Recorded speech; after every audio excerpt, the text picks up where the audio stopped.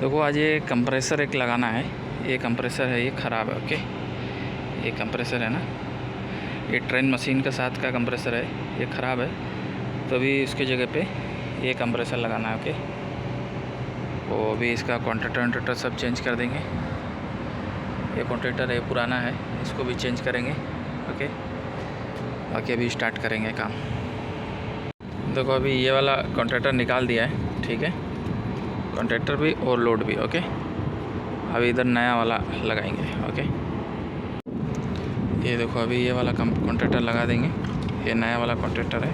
Okay, ये पुराना वाला देखो इधर, ये नया वाला भी लगा देंगे इसको। ये देखो ये कंप्रेसर निकाल दिया पुराना वाला। ओके, ये इधर है।